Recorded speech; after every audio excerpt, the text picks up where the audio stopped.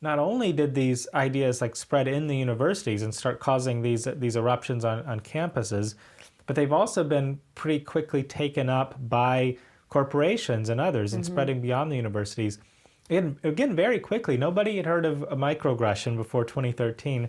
And now it's not just like Harvard and these places, but you have corporations teaching people about microaggressions, microaggression training workshops, and things like that.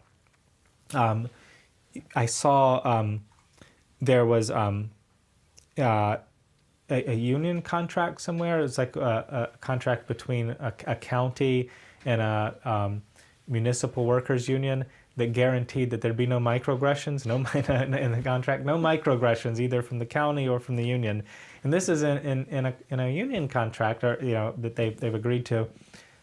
So definitely something spreading beyond the universities, and that's kind of, again, it also, that's the reason for pessimism. If you see this as a problem, as I do, I think that some people see the university, some of the things happening in universities with the Christakis or Weinstein, as something kind of bizarre and unusual, and maybe we should fight it. Free speech is good, academic freedom is good, but there's no huge problem.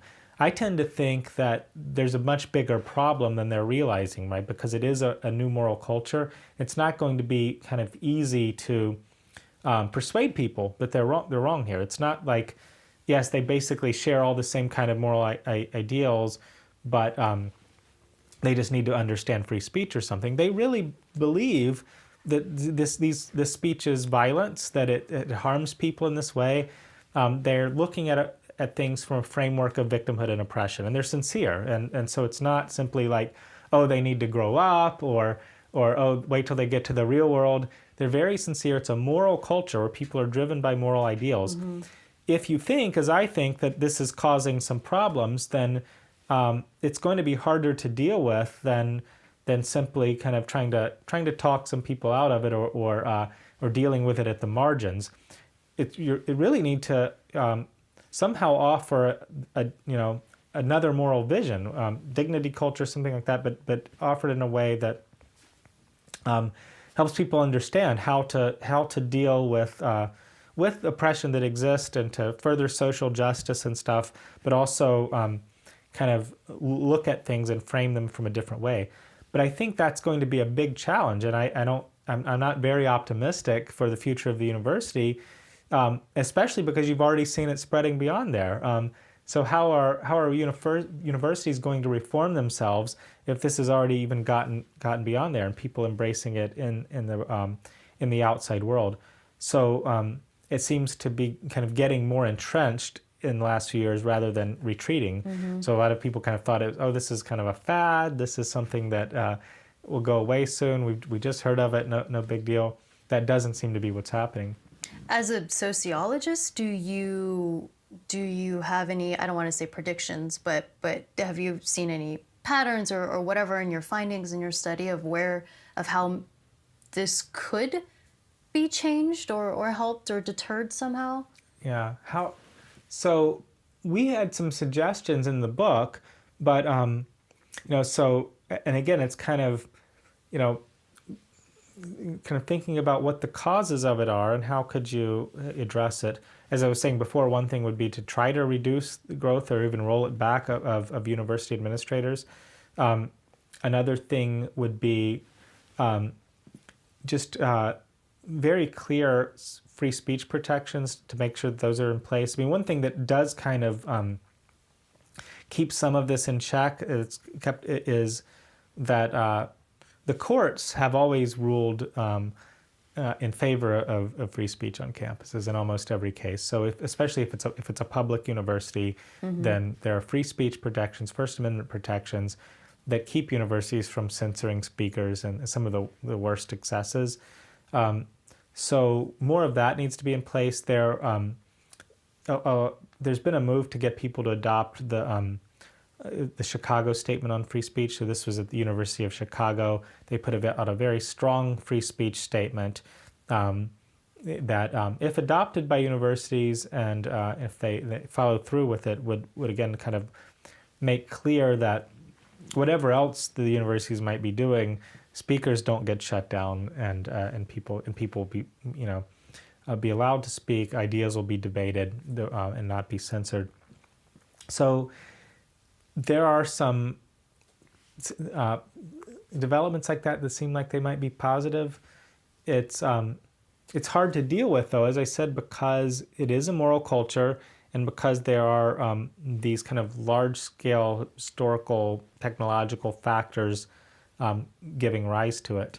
I think people can also, at an individual level, try to, in their own lives, not to be overly sensitive to insult, try to reach out to people, talk to people across ideological lines and other kinds of things, and sort of work to develop those relationships. But how to stop victimhood culture from spreading and these ideas about speech as violence, it's difficult. What do you do about it? You don't want to make the cure like worse than the problem. So you and it seems to me that it would be dangerous for governments to get involved. This is what might end up happening. I mean, there may be a point where conservative state legislators don't want to tolerate having their state universities attack all their ideas all the time, right? And it's one thing if in the past you would have so if you have some conservative state, they have a public university, the university is going to be almost uniformly liberal. In the past, they were still very liberal, but they might at least tolerate speech by conservatives, right? But if they're even trying to ban that or even just stigmatize it, they may stop tolerating that, right? So they could. You've already seen some moves in this direction, but that could become a factor. The universities could be shut down or dealt with. I don't favor that. I mean, I'm wary of having politicians start deciding what's going on in the universities and kind of getting that control. But that's what actually might happen. So there could be all kinds of things that happen that put an end to victimhood culture, or at least on the campuses, in ways that also wouldn't be desirable, right? Or there's the alt-right possibility. There's the government control of things. One thing I think, one place where I see some sign that there might be an end to it is that victimhood culture seems to be unstable in a way that honor cultures and dignity cultures and other kinds of moral cultures weren't. It causes conflict among the activists themselves. So you get these, what some people have called purity spirals, where everybody's trying to compete with one another to show how kind of pure and how committed to social justice they are. So I think we were mentioning before, like how the different groups might compete with one another. The oppression Olympics kind of thing.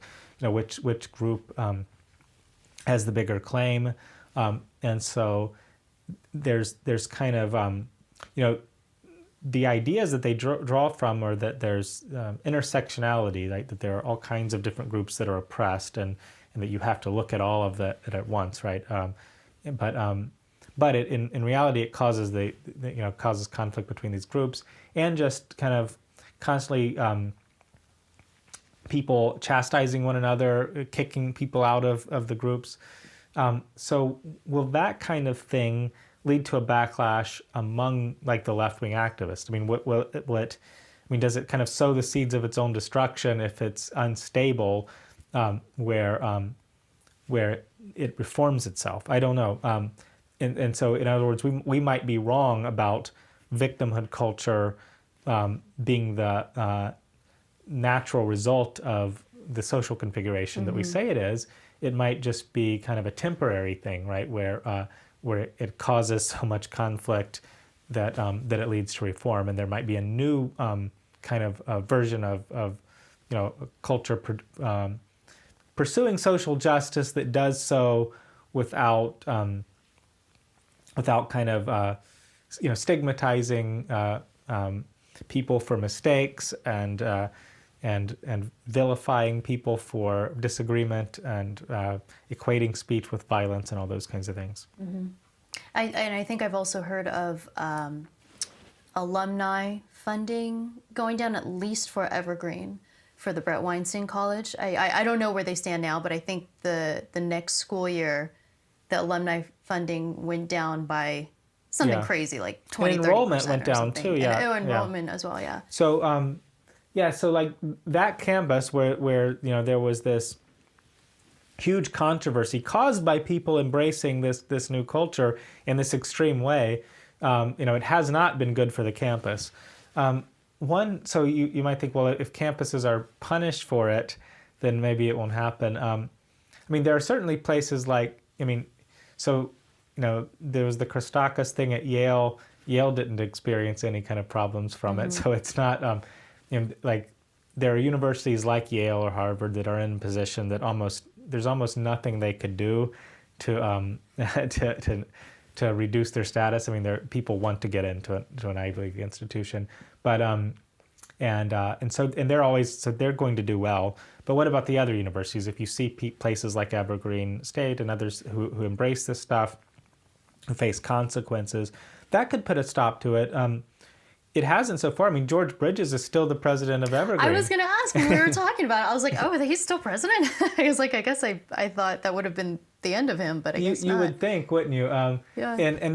Hey everyone, thanks so much for watching the episode. If you're interested in contributing to the conversation and supporting the show, there's 2 easy things you can do. 1, click subscribe, and 2, visit our Patreon page where you get exclusive access to the Exploring Minds community.